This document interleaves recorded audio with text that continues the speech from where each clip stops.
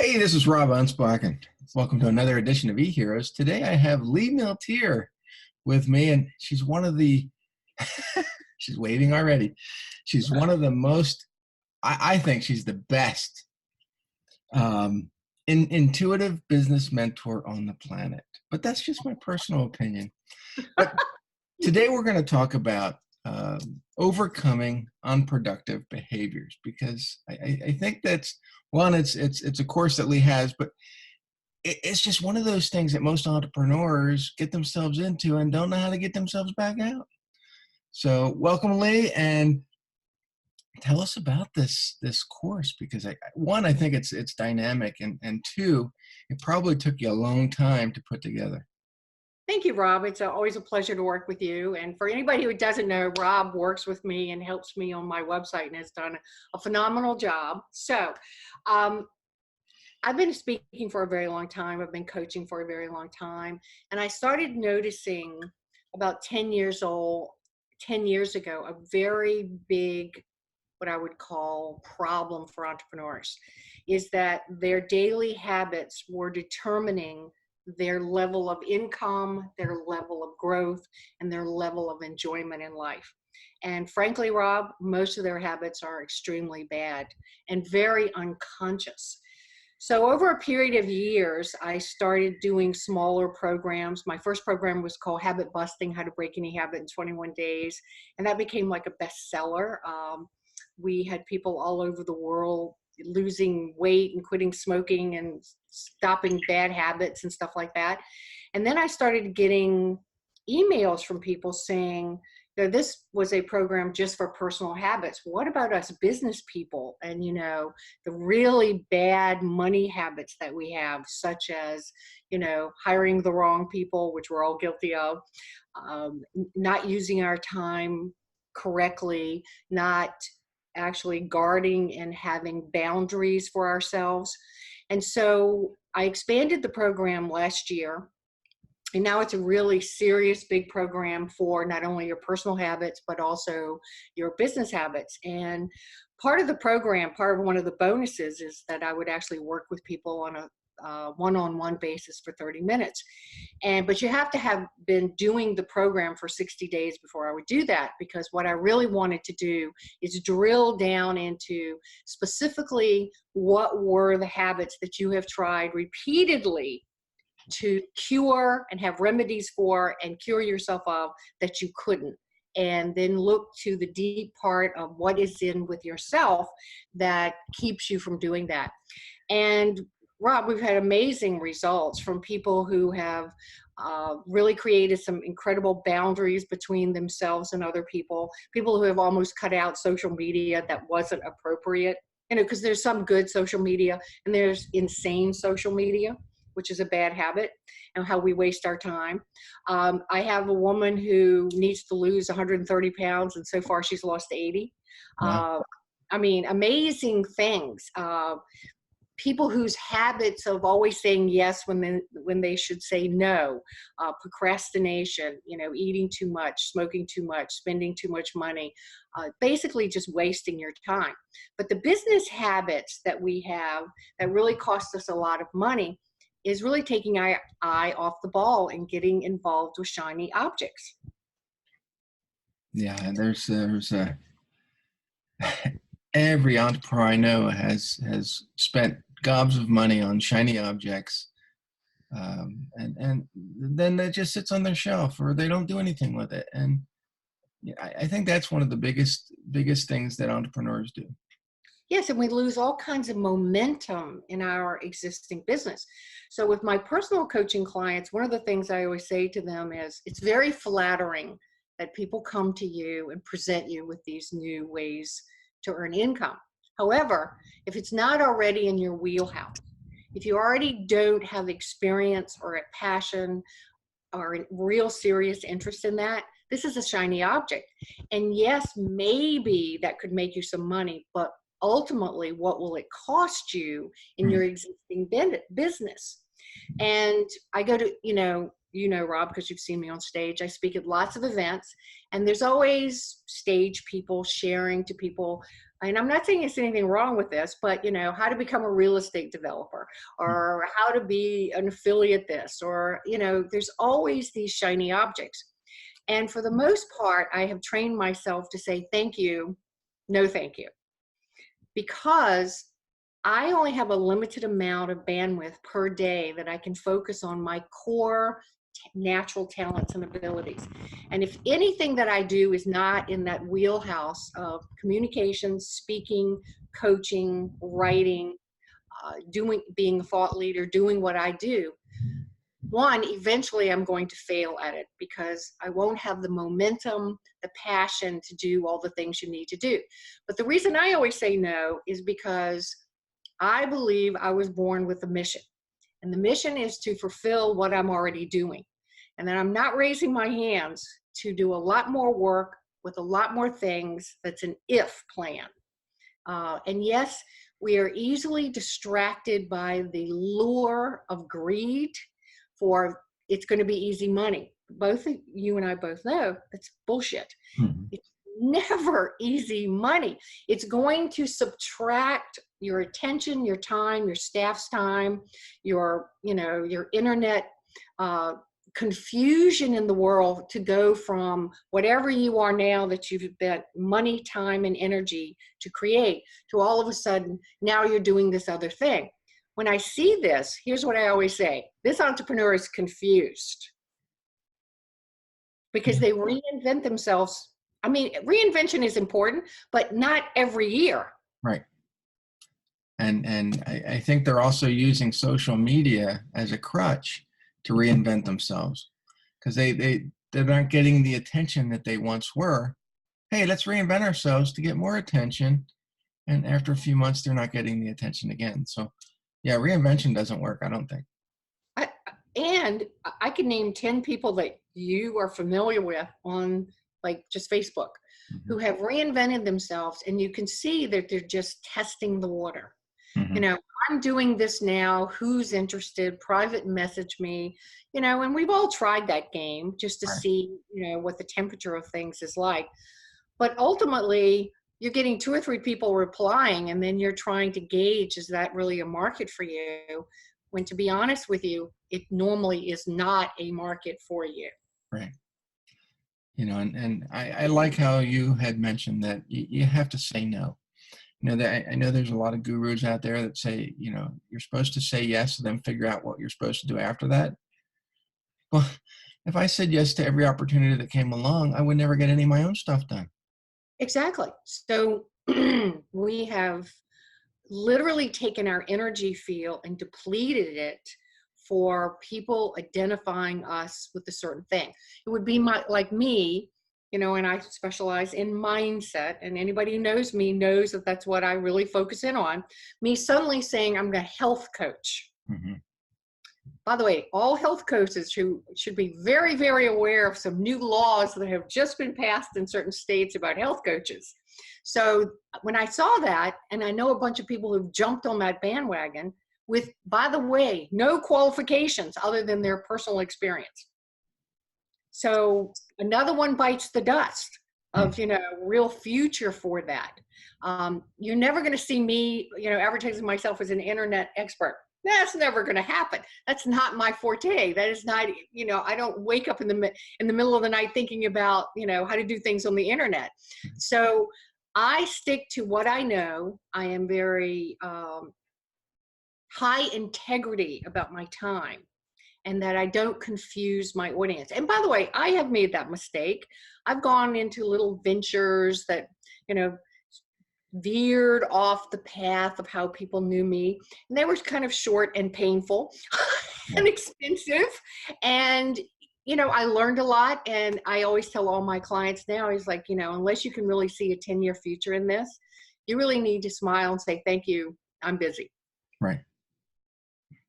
Yeah, it just, I find that too many people now are just, they're going through the motions and not really, they have no idea what they're really doing anymore.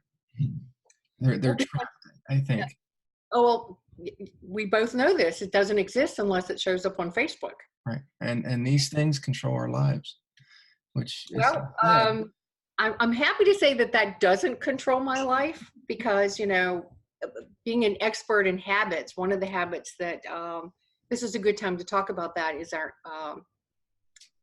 addiction to the cell phone, to the smartphone, to social media, to the addiction of getting likes. Now, real teenagers, I actually feel sorry for because they've been brought up in this environment that, your value and self-esteem is depending on how many people liked and commented on something you did.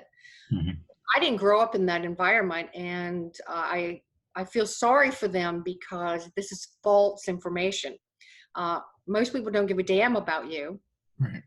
They're not thinking about you, and they're thinking about themselves because that's human nature. And when we are addicted to electronics, that means that our brain now is focused in on one thing versus what I do every day is scan the landscape of my reality and look for opportunities that fit me and the right thing to do. I'm not waking up first thing in the morning and the first thing I'm doing is turning into Facebook or any kind of social media. Social media has its place. It really does, but it should not lead your life. You should be able to walk down the street without a phone in front of your face. So, I just got back from Asia, and if you think we're addicted, oh Lord. So in Asia, one of the things that I saw, not all of Asia, primarily Hong Kong, is that every sales clerk was behind the counter looking at their cell phones versus waiting on customers, oblivious of customers. Yeah. That wasn't like that in Japan, but in Hong Kong, which is different, it was very, very much like that. You had a hard time getting waited on because people couldn't put their cell phones down. Right. My youngest son just applied to work at McDonald's, and I was amazed that I looked behind the counter at some of the employees, and they all have these things sticking out of their pockets. And if I was their employer, I'd be saying, no, put that in your locker or put it in your bag. You're not answering that phone while you're on duty, but they let them do it. And I'm thinking, what's going on with society today that we're being told by young kids that they can do this? Well, when I worked in Japan and I had about 100 people in my certification program, it was the only audience I've been in for 3 solid days. No one had their cell phone on except for during the breaks to take pictures. Wow. One person out of the 100 people there, they paid a lot of money to be there. They travel long distance to be there. They are very serious students. They did have their cell phones with them. I never mentioned the cell phone because I thought I'd just test the audience, because in America, the first thing you have to say is, please cut off your cell phone, put it away. That's what we have breaks and lunch for. You can check it later. I'm a hard ass in my coaching programs about unless we tell you that we want you to look up something, your cell phones are not welcome in this room. Right. And Dan Kennedy, if that cell phone goes off in his, it's $100 fine. And I've been in the room where a guy got a $300 fine just because he was so addicted to his cell phone he could not cut it off. Yeah. Well, I've been noticing, more and more theaters and churches are preempting their service to let people know, hey, turn the phones off. Common sense. Yeah. But people don't live by common sense anymore, and that's a shame.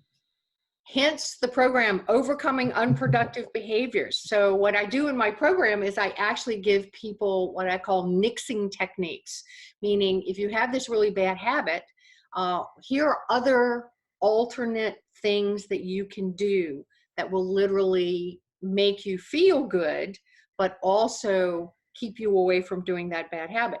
Because one of the secrets of bad habits is you can't just break a bad habit. Mm-hmm. There's a void there. You have to fill that place where that habit was with something else that will either give you endorphins or make you feel good in some way. Because if you don't, you're going to go back to the bad habit. And the other thing that people really don't know is everybody thinks your brain is, this high sophisticated thing, which it is. However, what they don't know is your brain doesn't want to change. It's lazy. It wants it, and that's how habits are created. So once you do something several times and the brain has created a pattern, which is called imprinting, all of a sudden it wants to not work anymore. In fact, your brain burns more calories than anything else in your body, which is confuses to me, Rob, because I should be like 10 pounds with all the brains, my brain will not cut off.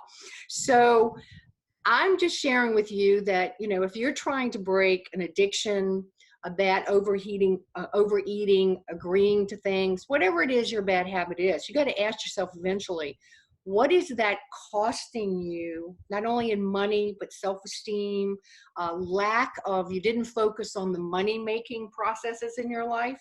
Mm-hmm. What is it costing you? And how long are you going to allow an addiction or a habit to control you? Because once you enact on a bad habit enough, that brain and your subconscious lock into that and want to stick to it.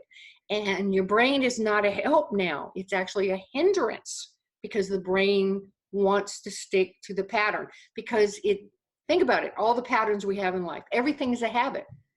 Brushing your teeth in the morning is a habit. It's a good habit. So you have to have substitutions for the negative things. But the main thing I think my program really does, other than kick you in the butt, you really need to, sharpen up and get your act together, is that it gives you strategy. And that's the number one thing that I hear in the coaching is I wanted to stop overeating. I've bought every diet, every exercise program. I've done everything you could, but actually break the bad habit. And I said, that is because you try to put physical actions before the mental actions. So what I teach you is to create a program in your brain where you're not using that habit, and you start imprinting, and it takes about 30 days that you're going to do these processes before, this is important, you try to break the habit. That we're actually going to lay down some new pathways in the brain with new images, because you don't see with your eyes, you actually see with your brain. And that because you see with your brain, if you can put a new reference in your brain of yourself behaving at, so for example, when everybody used to smoke, Mm-hmm. I mean, you couldn't have a drink without having a cigarette. I mean, those two went together. So, if you wanted to quit smoking, you've already imprinted all the environmental cues. So it's alcohol, it's socializing, it's being cool, it's all those things. So what I help you do is to break those patterns and to see yourself in a different reference. And once we get the reference up and running in your brain, then you can make the physical changes. But trying to go on a diet before you have done the mental work, or trying to get, not be addicted to your cell phone, or trying to lose weight, or, start an exercise program, or even writing sales letters, you have got to mentally gear your brain up to accept that programming, or you're going to go right back. And I think one of the things that a lot of the newer entrepreneurs are facing is the blaming of others, not accepting their own, I could say ignorance, but their forthcomings and they just say, well, it didn't work. It can't be my fault. It has to be someone else's because I'm so smart. But yet, and I did that early on in my own career, and it just didn't get me anywhere. But the moment I started saying, you know what, I hired that person, it's my fault. Or I did this, it's my fault. Things started just progressing so much easier for me. And I think I started to be more of an honest person to myself. And to me, it was, I think, a natural progression, but it took time. Well, we are so programmed with victimhood. Mm-hmm. By society, by mainstream media. I mean, everybody wants to be a victim. And I'm pretty famous for saying, if you want to be, you're volunteering to be a victim after a while. And, this story of gloom and doom and poor me. And by the way, I have my victim stories. And like you, I realized that if I keep telling that story, I'm actually programming myself to be more of a victim. But I actively choose not to be a victim and accept responsibility. Yes, I hired that bad person. It's on me. And I'm never happy about doing that. But I also, my alternative is if I say I'm a victim, now I'm going to set myself up for all kinds of victim crap to come to me. And I'm not willing to do that. So I make lots of mistakes every single day. But at the end of the day, I'm the owner of the company. I'm the one who signs the checks. I'm the one who makes the decisions or approving somebody else making the decisions. So it's ultimately all my responsibility. And in my Millionaire Smarts coaching program and my peak performers and all the programs that I do, when things go wrong, I'm the one who apologizes.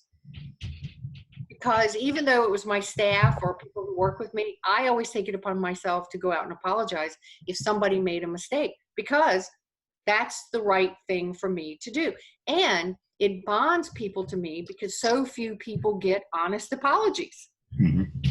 Yeah, they get some pushback or resistance, or, oh, it's not our fault. This happened and that happened. Well, ultimately, it's your fault. Mm-hmm. Say so and fix it. Yeah.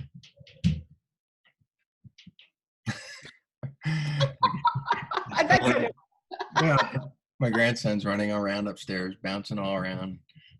Well, my dog hasn't barked yet, but at any second that could happen.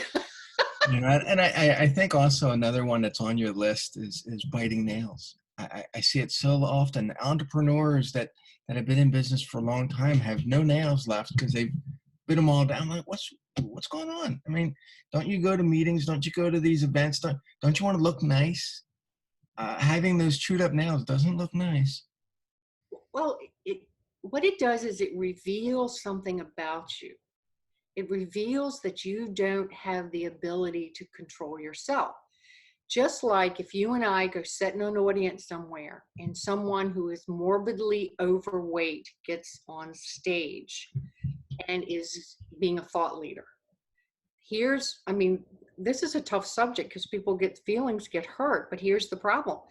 People are judging you with like, you're giving me advice, but you clearly have a problem that you're not dealing with. And so, I'm not saying all of us should be skinny, and because some people have, chemical imbalances and have problems. But the bottom line is, if you're trying to be a thought leader, if you're trying to lead other people, you have to be the leader, that you have your act together. I have this very big pet peeve of people on stage looking like they're getting ready to go out in the garage and wash their car with the crap they wear on stage. It's disrespectful to come present without some caring of your appearance, that you're affecting how they think. So you and I were at an event not too long ago for the No BS, and they have young entrepreneurs. So they tapped me and asked me if I'll come speak to them. So they're anywhere from the age of 13 to 18, I believe. And when I spoke, we asked for questions. And one of the young ladies asked me, she said, "You're all dressed up. There's so few people dressed up here. Do you believe in dressing up?" And I said, yes, because we make our first impression in 33 seconds. And in 33 seconds, here's what people are unconsciously thinking. Should I respect you? How much money do you make? How old are you? And a sundry of other little thoughts. And once they make that impression of you, that's pretty much the locked in impression for a while until something dramatic happens. So why not act the part? Why not? So this is a bad habit people have, is I'm self-employed. I should be able to dress any way I want to. Of course. However, if you really want to be successful, dress up and show respect to other people. They will notice that. Now, many years when you and I were growing up, that was the norm. Mhm. People thought it was odd if you didn't have a tie on or a jacket on or you weren't dressed up appropriately. Today, like hardly anybody dresses up. So just dressing up actually makes you more memorable in a positive way, which is a good habit. Yeah, I was really impressed at the No BS event. A lot of the entrepreneurs were dressed up, were wearing jackets or suits, and you know, I've been to other events where they come in jeans and sneakers, and they don't pay attention. And the people that were wearing, they were dressed up, and you know, they were listening to every single word, and they didn't have their phones out. They were just paying attention. And they you could tell the ones that were really serious about, you know, improving their life, their business, their relationships, you know, whatever they wanted to improve on, because they were paying attention. Yes. And look at so I spoke with Steve Forbes at this event we're talking about. And I was mortified that people were on their cell phones scrolling for something while Steve Forbes was talking. One, it costs a fortune to get Steve Forbes. Two, he's a highly respected person. You know, whether you agree with his politics or not is beside the point. This is a man who has created things. I mean, he's been around the block a lot. I believe he even ran for president, right? Yes, it did. Yes, he did. So all of a sudden, the phone is taking precedent over a little piece of advice. So I'm a seminar junkie, always have been. My vacations are pretty much going to seminars a lot, and I love that. And I'm a learner, and that's one of my great habits in life. And I know that I can learn in between the lines, that when people are talking, not only am I learning from their words, I'm learning from their message, from their intentions, and you know what they represent. And I'm also, it's allowing me to open my mind for possibilities, Mhm. because I am a growth person. So to miss opportunities, so just go, I don't go to very many concerts, but my husband is very into music and he loves to go to concert. And the number of people who have their phone watching, you know, they're looking through the phone versus experiencing the concert. So I always ask my friends when we get back who've done this the whole night, how often do you watch that video? Never. Never. They might show a tidbit to somebody else. These are brag rights. Yeah.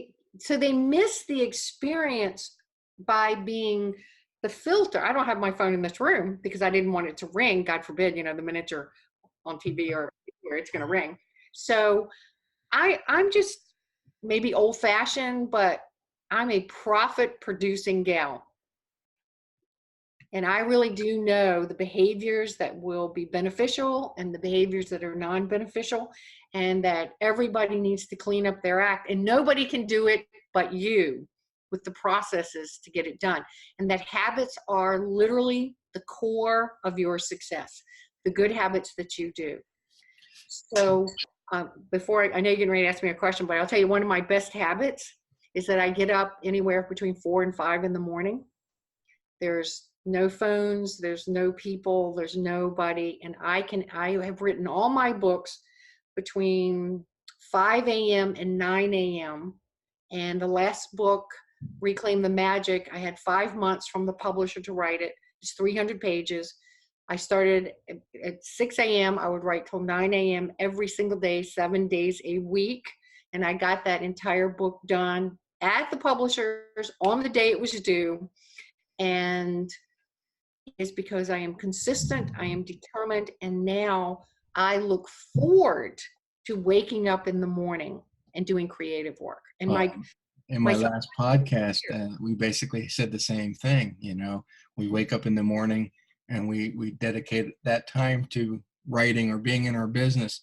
And there's a lot of people that will go to the gym and work out, but by the time they come to work, they're so exhausted, so tired from working out, they're not productive the rest of the day. So, you know, we've said exercise after you're done work, because then it rejuvenates you for the evening. I agree. But you know, people have different biorhythms. There are people. I'm not a get up and exercise kind of gal. I am after 5 o'clock, I need to exercise to rejuvenate me so I don't, fall asleep by, 8 o'clock at night. But I agree with you. A lot of people are not being aware of their own biorhythms and are just following somebody else's thought process and not really analyzing, have I wasted my creative flow exercising versus getting it on paper, Right. so to speak, paper, computer, whatever. So how can the listeners overcome their unproductive behaviors? I mean, how can they get the course? Super simple. They can just go to milteer.com, and let me spell that for you. It's MILTEER. Milteer.com. Look under products. You'll see Overcoming Unproductive Behaviors. It's on sale right now, and for only a very short time, it's literally 50% off. You'll see tons of testimonials of how people have transformed their life and their business because they have suddenly had what I call the skill of awareness. They actually know where their time goes. There are 5 kinds of energy: mental, physical, emotional, spiritual, and financial energy, and how that is your currency every single day. And we do have a little gift for everybody. If you go to 5typesofenergy.com, there are 5 small videos that are about 5 minutes each about what is your mental currency and how do you use it, your physical, your spiritual, your emotional, financial. And these are videos that are worth about $100, but I'm going to offer these as a gift to your members. There you go. And see, folks, that is why Lee is an e-hero. I mean, she helps entrepreneurs across the globe understand how to be better. So go to milteer.com, visit Lee, say hi, tell her where that you listened to this interview. And you can also check her out on Facebook. I think you have a business page, right? I do. We have 3 pages, and I was going to talk to you about that one day. It seems like a lot of work. Sometimes. But we do have, we're definitely Lee Milteer on Facebook. I'm on LinkedIn. I'm everywhere. So check her out. So yeah. Thanks for listening, and we'll catch you on the next episode. Thank you.